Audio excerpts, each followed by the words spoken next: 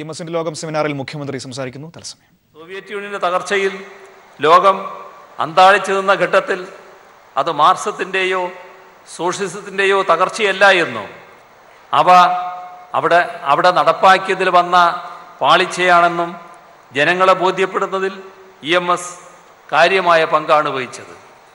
Soviet യൂണിയനിലെയും മറ്റ് കിഴക്കൻ European രാഷ്ട്രങ്ങളിലെയും പിന്നോട്ടടി CPIMന് സംഘടനാപരമായൊരു ക്ഷീണവും വരുത്താതിരുന്നതിന് പിന്നിൽ EMSന്റെ അപഗ്രഥന വിശകലനങ്ങൾ ശ്രദ്ധേയമായ പങ്കാണ് വഹിച്ചിട്ടുള്ളത്. നാം ഓർക്കേണ്ടത് മറ്റ് പല രാജ്യങ്ങളിലും ഇതിന് വിപരീതമായ കാര്യങ്ങൾ സംഭവിച്ചു. പല കമ്മ്യൂണിസ്റ്റ് പാർട്ടികളും കമ്മ്യൂണിസ്റ്റ് പാർട്ടികളുടെ പേര് തന്നെ ഉപേക്ഷിക്കാൻ തയ്യാറായി. തൊഴിലാളി വർഗ നേതൃത്വവും തൊഴിലാളി വർഗ സാർവദേശീയതയും ഉപേക്ഷിക്കാൻ പല പാർട്ടികളും തയ്യാറായി.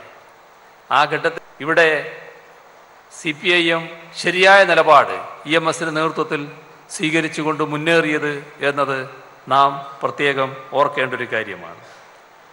ബൂർഷ്വാ ജനാധിപത്യ വ്യവസ്ഥയിൽ ഒരു തൊഴിലാളി വർഗ പാർട്ടിക്ക് പാർലമെൻ്ററി പ്രവർത്തനത്തിനിടെ അധികാരം കിട്ടിയാൽ അതെങ്ങനെ വിനിയോഗിക്കണമെന്ന വളരെ പ്രധാനപ്പെട്ട ഒരു ചോദ്യമുണ്ട്. ആ ചോദ്യത്തിന് മുഖ്യമന്ത്രി എന്ന നിലക്കും പാർട്ടി നേതാവെന്ന നിലക്കും സ്വന്തം അനുഭവത്തിൽ കൂടി EMS കണ്ടെത്തിയ ഉത്തരം വളരെ വിലപ്പെട്ടതാണ്. മാർക്സിൻ്റെയും ഏംഗൽസിൻ്റെയും കാലത്ത് കാര്യമായി പരിഗണിക്കേണ്ടി വന്നിട്ടുള്ള പ്രശ്നമല്ല ഇത്. പാർലമെൻ്ററി പ്രവർത്തനത്തിൻ്റെ പ്രസക്തി മാർക്സിസ്റ്റ് ആചാര്യന്മാർ കുറച്ച് കണ്ടിരുന്നില്ല. എങ്കിലും അക്കാലത്ത് കാര്യമായി ശ്രദ്ധ പതിപ്പിക്കേണ്ട മേഖലയായിരുന്നില്ല അത്.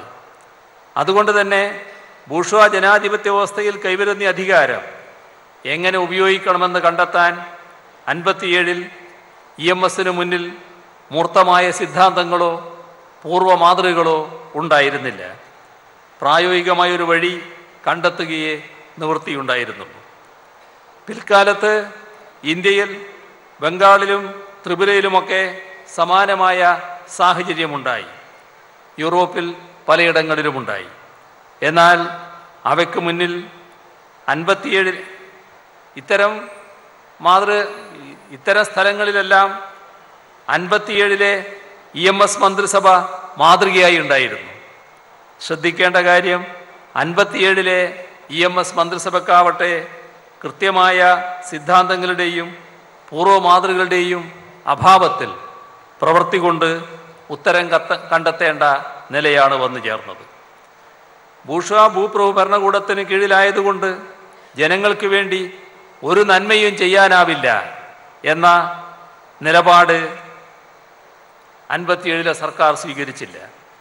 അതുപോലെ തന്നെ വിപ്ലവ പ്രവർത്തനം ഉപേക്ഷിച്ച് ബൂർഷ്വാ ഭൂപ്രഭു ഭരണകൂടത്തിന് കീഴിൽ തെരഞ്ഞെടുപ്പിലൂടെ തന്നെ സംസ്ഥാനങ്ങളിലും പിന്നീട് കേന്ദ്രത്തിലും അധികാരത്തിൽ വന്ന് സമാധാനപരമായി സോഷ്യലിസ്റ്റ് വ്യവസ്ഥ സ്ഥാപിക്കാം എന്ന നിലപാടും EMS കൈക്കൊണ്ടില്ല. സംസ്ഥാനത്ത് അധികാരത്തിൽ വന്നാൽ അത് വിപ്ലവ വീര്യം കുറച്ചു കളയുമെന്ന തീവ്രവാദ നിലപാടോ വിപ്ലവത്തെ ഉപേക്ഷിച്ച് പാർലമെൻ്ററി പ്രവർത്തനത്തെ മാത്രം ആശ്രയിച്ചാൽ മതിയെന്ന റിവിഷനിസ്റ്റ് നിലപാടോ അല്ല കൈക്കൊണ്ടത്. പരിമിതികൾക്കുള്ളിൽ നിന്നുകൊണ്ട് തന്നെ ജനങ്ങളുടെ അടിസ്ഥാന പ്രശ്നങ്ങൾക്ക് ആവുന്നത്ര പരിഹാരമുണ്ടാക്കി കൊടുക്കാൻ ശ്രമിക്കുകയും അതോടൊപ്പം തന്നെ ബൂർഷ്വാ ഭൂപ്രഭു ഭരണകൂടത്തിൻ്റെ ജനവിരുദ്ധ സ്വഭാവം ജനങ്ങളെ പറഞ്ഞ് മനസ്സിലാക്കിക്കൊണ്ട് ജനങ്ങളെ അടിസ്ഥാനപരമായ മാറ്റത്തിന് സജ്ജരാക്കുകയും ചെയ്യുക, ഈ നിലപാടാണ് അന്ന് കൈക്കൊണ്ടത്. ബൂർഷ്വാ ജനാധിപത്യ വ്യവസ്ഥയെക്കുറിച്ച് വ്യാമോഹം വെച്ച് പുലർത്തേണ്ടതില്ലെന്ന് ജനങ്ങളെ പഠിപ്പിച്ചുകൊണ്ട് തന്നെ അവർക്ക് കഴിയുന്നത്ര ആശ്വാസം എത്തിച്ചു കൊടുക്കുക, ആ വ്യവസ്ഥയെ തുറന്നു കാട്ടുന്ന സമരത്തിന് ആ വ്യവസ്ഥയെ തന്നെ ഉപയോഗിക്കുക, ഈ നിലപാടാണ് അന്ന് കൈക്കൊണ്ടത്. ഈ നിലപാട് ഒരു കണ്ടെത്തലാണ്. പുതിയൊരു രാഷ്ട്രീയ സാഹചര്യം ഉരുത്തിരിഞ്ഞു വരുമ്പോൾ അതിനെ എങ്ങനെ കൈകാര്യം ചെയ്യണമെന്നത് സംബന്ധിച്ച് മാർക്സിസത്തിന്റെ അടിസ്ഥാനത്തിലുള്ള പുതിയ കണ്ടെത്തൽ, ഇത് എത്രമേൽ പ്രായോഗികമാക്കാമെന്ന് ലോകത്തിന് കാണിച്ചു കൊടുക്കുകയാണ് 57 തൻ്റെ നേതൃത്വത്തിലുള്ള മന്ത്രിസഭയിലൂടെ EMS ചെയ്തത്. ഭരണഘടനയുടെ പരിമിതികൾക്കുള്ളിൽ നിന്നുകൊണ്ട് ബദൽ നയം നടപ്പിലാക്കുകയാണ് ഉണ്ടായത്. ആ പ്രക്രിയയിൽ കൂടുതൽ ജനവിഭാഗങ്ങളെ പാർട്ടിയിലേക്ക് ആകർഷിച്ചു. അത് വിപ്ലവ പ്രസ്ഥാനത്തിന് ഉത്തേജനം നൽകുന്ന രീതിയിലായി. അടിസ്ഥാന രാഷ്ട്രീയ സാമ്പത്തിക പ്രശ്നങ്ങളാകെ പരിഹരിക്കാനാവുകയില്ലെന്ന വസ്തുത ജനങ്ങളെ ബോധ്യപ്പെടുത്തിക്കൊണ്ടാണ് ഇത് ചെയ്തത് എന്നതും പ്രത്യേകമായി ഓർക്കേണ്ടതാണ്. പുതിയ രാഷ്ട്രീയ സാഹചര്യം പുതിയൊരു ചോദ്യം കമ്മ്യൂണിസ്റ്റ് പാർട്ടിക്ക് മുന്നിൽ ഉന്നയിക്കുകയായിരുന്നു. അതിന് ഉത്തരം കണ്ടെത്തുന്നതിൽ EMS വഹിച്ച പങ്ക് പഠനാർഹമാണ്. സാർവദേശീയ കമ്മ്യൂണിസ്റ്റ് പ്രസ്ഥാനത്തിൻ്റെ ചരിത്രത്തിൽ പ്രാധാന്യമുള്ള ഒരു അധ്യായമാണത്. 57 മന്ത്രിസഭ പുറത്താക്കപ്പെട്ടത് ഭൂരിപക്ഷമില്ലാഞ്ഞിട്ടല്ല, ജനങ്ങളുടെ വിശ്വാസം നഷ്ടപ്പെട്ടിട്ടല്ല, കാലുമാറ്റം ഉണ്ടായിട്ടുമല്ല. കേന്ദ്രത്തിൻ്റെ അധികാരദുരയും സ്ഥാപിത താൽപര്യ സംരക്ഷണത്തിന് വേണ്ടിയുള്ള വ്യഗ്രതയുമായിരുന്നു ആ ജനാധിപത്യ ഹത്യക്ക് അടിസ്ഥാനം. ആ പ്രവണത പിന്നീട് പലയിടങ്ങളിലായി ആവർത്തിച്ചു. ഭരണഘടനയുടെ 356 വകുപ്പ് ഉപയോഗിച്ച് തിരഞ്ഞെടുക്കപ്പെട്ട മന്ത്രിസഭകളെ അട്ടിമറിക്കുന്നതിനെതിരായി ഇന്ത്യൻ രാഷ്ട്രീയത്തിൽ ഒരു അവബോധം സൃഷ്ടിക്കുന്നതിന് EMS 59 മുതൽ ഇങ്ങോട്ട് നടത്തിയിട്ടുള്ള ശ്രമങ്ങൾ ഇന്ത്യൻ ജനാധിപത്യത്തെ ശക്തിപ്പെടുത്തുന്നതിൽ വലിയ പങ്ക് വഹിച്ചു എന്നത് പ്രത്യേകം വിലയിരുത്തേണ്ടതാണ്. 59 പ്രകടമായ ജനാധിപത്യത്തോടുള്ള അസഹിഷ്ണുതയാണ് 1975 അടിയന്തരാവസ്ഥയെന്ന അമിതാധികാര സ്വച്ഛാധിപത്യ വാഴ്ചയിലേക്ക് വളർന്നെത്തിയത്. ജനാധിപത്യ വിരുദ്ധമായ കോൺഗ്രസിൻ്റെ പ്രവണതകളെക്കുറിച്ച് കാലാകാലങ്ങളിൽ EMS മുന്നറിയിപ്പ് നൽകിക്കൊണ്ടേയിരുന്നു. ആ പൊതുബോധവൽക്കരണ പ്രക്രിയയാണ് പുറത്താക്കപ്പെട്ട NT രാമറാവുവിനെ ദിവസങ്ങൾക്കുള്ളിൽ ആന്ധ്ര മുഖ്യമന്ത്രി സ്ഥാനത്ത് വീണ്ടും അവരോധിക്കാൻ കേന്ദ്രത്തിലെ കോൺഗ്രസ് ഗവൺമെൻറ്റിനെ നിർബന്ധിതമാക്കുന്ന രാഷ്ട്രീയ സാഹചര്യം പിൽക്കാലത്ത് സൃഷ്ടിച്ചത്. 356 വകുപ്പ് ഭരണഘടനയിൽ വേണോ വേണ്ടയോ എന്നത് സംബന്ധിച്ച ദീർഘ ചർച്ചകൾക്ക് വഴിയൊരുക്കി. ഇത് സംബന്ധിച്ച് EMS ഉന്നയിച്ച വാദമുഖങ്ങൾ എന്ന് നാം കാണേണ്ടതായിട്ടുണ്ട്. ജനാധിപത്യത്തെ ശക്തിപ്പെടുത്തുന്നതിന് വേണ്ട കാര്യങ്ങൾ സൂക്ഷ്മമായി വിലയിരുത്തി മുന്നോട്ട് വെച്ച വ്യക്തിയാണ് EMS.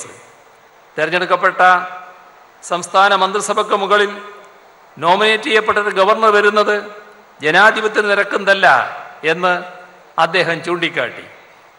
അഥവാ ഗവർണർ വേണമെങ്കിൽ തന്നെ അത് തിരഞ്ഞെടുക്കപ്പെട്ട ആളായിരിക്കണമെന്നും കേന്ദ്രത്തിൻ്റെ ഏജൻ്റ് ആയിരിക്കരുതെന്നും EMS പറയുകയുണ്ടായി. ജനാധിപത്യത്തിൽ ജനാധിപത്യ വിരുദ്ധമായ ഘടകങ്ങൾ എവിടെയുണ്ടോ അതെല്ലാം കൃത്യമായി മനസ്സിലാക്കി രാഷ്ട്രശ്രദ്ധയിൽ കൊണ്ടുവരുന്നതിൽ EMS കാട്ടിയ താൽപ്പര്യമാണ് ഇതിൽ നിന്നെല്ലാം വ്യക്തമാവുന്നത്.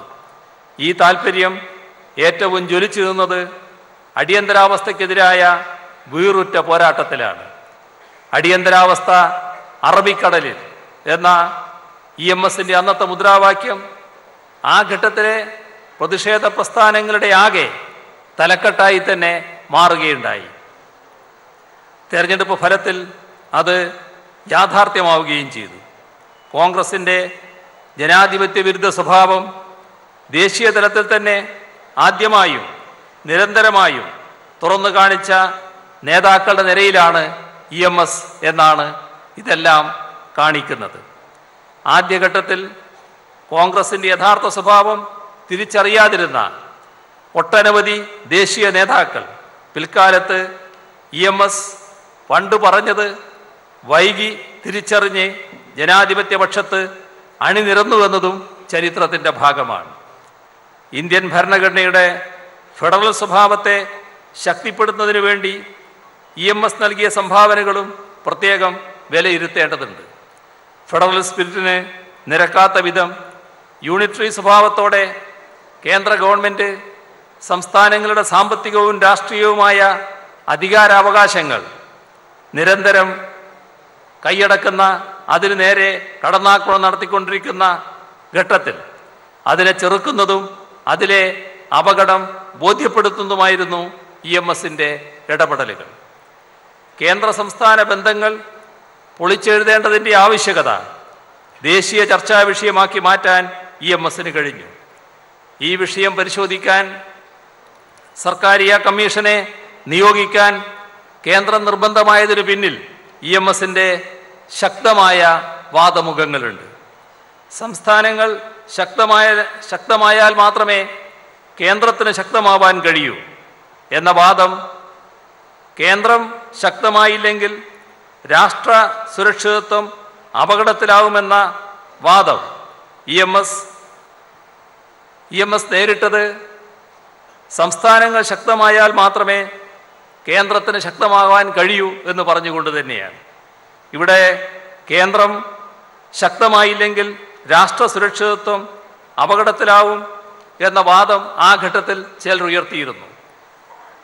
കേന്ദ്ര സംസ്ഥാന ബന്ധങ്ങൾ നീതിപൂർവമല്ലാത്ത അവസ്ഥ മൂലം വിഘടന പ്രസ്ഥാനങ്ങൾ വളരുന്ന പഞ്ചാബിലെയും മറ്റും കാര്യങ്ങൾ ചൂണ്ടിക്കാട്ടിക്കൊണ്ട് രാഷ്ട്ര ഐക്യത്തിനുള്ള ഗ്യാരണ്ടി സംസ്ഥാനങ്ങൾക്ക് അർഹതപ്പെട്ടത് നൽകുക എന്നതാണെന്ന് EMS തൻ്റെ വാദങ്ങളിലൂടെ സ്ഥാപിക്കുകയുണ്ടായി.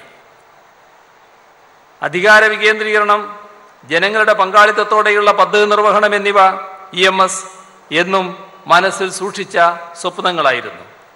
57-ൽ EMS അധ്യക്ഷനായി രൂപീകരിച്ച ഭരണപരിഷ്കാര കമ്മിറ്റി അതിൻ്റെ റിപ്പോർട്ടിൽ ഇതിനുള്ള മൂർത്തമായ നിർദ്ദേശങ്ങളാണ് മുന്നോട്ട് വെച്ചത്.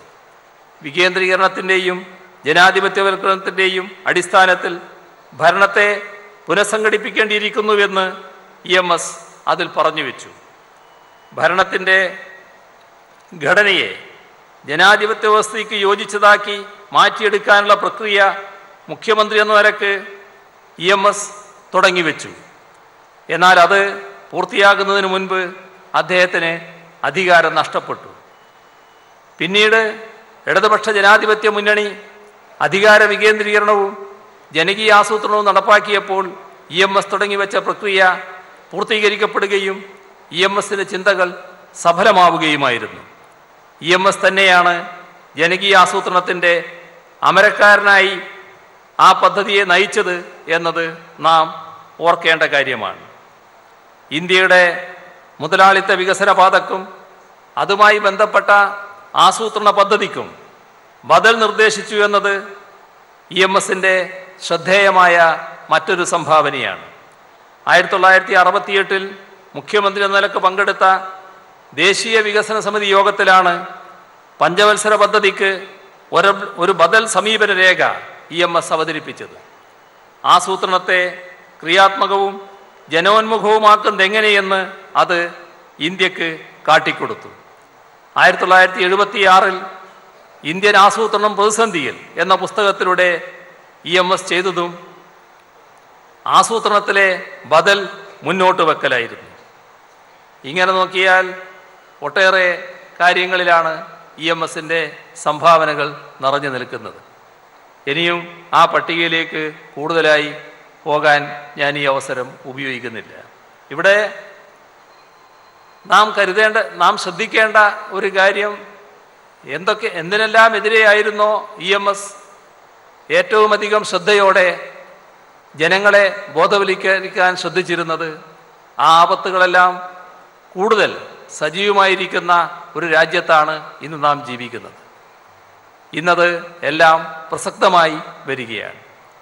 ഇപ്പോഴുള്ള നമ്മുടെ ദേശീയ സ്ഥിതിഗതികൾ പരിശോധിക്കുന്ന ഏതൊരാൾക്കും നേരത്തെ പറഞ്ഞ കാര്യങ്ങളെല്ലാം ഈ കാലത്തെക്കുറിച്ചാണോ പറഞ്ഞത് എന്ന് ചിന്തിക്കേണ്ടതായിട്ട് വരും. നമ്മുടെ രാജ്യത്ത് കേന്ദ്ര സംസ്ഥാന ബന്ധങ്ങൾ, കേന്ദ്രം കൂടുതൽ അധികാരം കവരാനുള്ള ശ്രമങ്ങൾ, സംസ്ഥാനത്തിൻ്റെ അധികാരങ്ങൾ തട്ടിപ്പറിക്കാനുള്ള നീക്കങ്ങൾ, ഇതെല്ലാം ഇന്ന് ഏറ്റവും കൂടുതൽ സജീവമായിരിക്കുകയാണ്. സംതൃപ്തമായ സംസ്ഥാനങ്ങളാണ് ഒരു രാജ്യത്ത് ആവശ്യം. അതിലൂടെ മാത്രമേ കേന്ദ്രത്തിൻ്റെ ശക്തി കരുത്ത് വർദ്ധിക്കുകയുള്ളൂ. സംസ്ഥാനങ്ങളെയാകെ ദുർബലപ്പെടുത്താനുള്ള നീക്കങ്ങൾ ഇവിടെ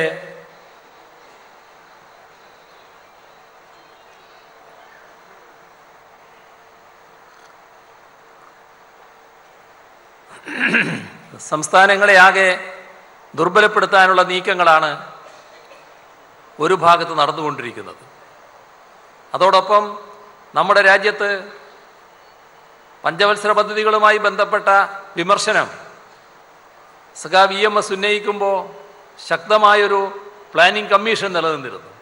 ഇന്നത്തെ കാലത്ത് ആ പ്ലാനിംഗ് കമ്മീഷനെ വേണ്ടെന്ന് വെച്ചു, അതിനെ പൂർണ്ണമായും പിരിച്ചുവിട്ടു. സംസ്ഥാനത്തിൻ്റെ ആവശ്യങ്ങൾ ഉന്നയിക്കാനുള്ള ഒരു വേദി പോലും ഇല്ലാത്ത സാഹചര്യം ഉണ്ടായിത്തീർന്നു.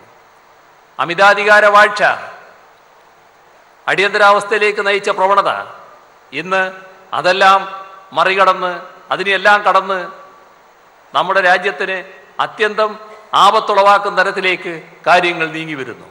പൂർണ്ണമായും ഫാസിസ്റ്റ് പ്രവണതകൾ നടപ്പാക്കപ്പെടുന്ന നില വരുന്നു. അഭിപ്രായം പറഞ്ഞു പോയാൽ ആ അഭിപ്രായം പറയുന്നവർക്കെതിരെ അതിൻ്റെ മേലെ പ്രതികാര നടപടികൾ സ്വീകരിക്കുന്ന നില വരുന്നു. നമ്മുടെ രാജ്യത്തെ ജനങ്ങൾ അവർക്കിഷ്ടമുള്ള ഭക്ഷണം കഴിക്കാനും അവർക്കിഷ്ടമുള്ള വസ്ത്രങ്ങൾ ധരിക്കാനും അവകാശമില്ലാത്ത അവസ്ഥയിലേക്ക് കാര്യങ്ങൾ എത്തിച്ചുകൊണ്ടിരിക്കുന്നു. ഇങ്ങനെയെല്ലാമുള്ള അത്യാപൽക്കരമായ ഒരു സ്ഥിതിവിശേഷം നമ്മുടെ രാജ്യത്ത് വളർന്നു വരികയാണ്. അപ്പോൾ അത്തരമൊരു സാഹചര്യത്തെ നേരിടുന്നതിന് എങ്ങനെയൊക്കെയായിരുന്നോ നേരത്തെ EMS ഇത്തരം ആപത്തുകൾക്കെതിരെ ശബ്ദിച്ചിരുന്നത്, അതിനെ മാതൃകയാക്കിക്കൊണ്ട് കൂടുതൽ ജനവിഭാഗങ്ങളെ അണിനിരത്തി ഈ തെറ്റായ പ്രവണതകളെ എതിർക്കേണ്ടതും ചോദ്യം ചെയ്യപ്പെടേണ്ടതുമായിട്ടുമുണ്ട്. അത്തരത്തിലുള്ള ഒരു യോജിച്ച നിര വളർന്നു വരേണ്ട ഏറ്റവും പ്രധാനപ്പെട്ട ഒരു രാഷ്ട്രീയ സാഹചര്യം നമ്മുടെ രാജ്യത്ത് ഉയർന്നു വന്നിരിക്കുന്നു എന്ന് നാം കാണേണ്ടതായിട്ടുണ്ട്. ആ ഒരു ഘട്ടത്തിൽ EMSൻ്റെ സ്മരണ ഇന്ന് നാം നടത്തിക്കൊണ്ടിരിക്കുന്ന വർത്തമാനകാല ഇന്ത്യയിൽ നാം നടത്തിക്കൊണ്ടിരിക്കുന്ന പ്രവർത്തനങ്ങൾക്ക് കൂടുതൽ ഊർജം പകരുന്നതിന് വഴിവെക്കും. ആ സ്മരണ നമ്മൾ കൃത്യമായി നിലനിർത്തേണ്ടത് ഇന്നത്തെ വർത്തമാനകാല ഇന്ത്യയിലെ തെറ്റായ നീക്കങ്ങൾക്കെതിരെയുള്ള പോരാട്ടങ്ങൾക്ക് ഊർജം പകർന്നുകൊണ്ടായിരിക്കണം എന്നുകൂടി പ്രസ്താവിച്ചുകൊണ്ട് EMSൻ്റെ സ്മരണയ്ക്ക് മുന്നിൽ ആദരാഞ്ജലി അർപ്പിച്ചുകൊണ്ട് അവസാനിപ്പിക്കുന്നു. ഈ പരിപാടി ഉദ്ഘാടനം ചെയ്ത് അറിയിക്കുന്നു. നിങ്ങൾക്കെൻ്റെ അഭിവാദ്യങ്ങൾ.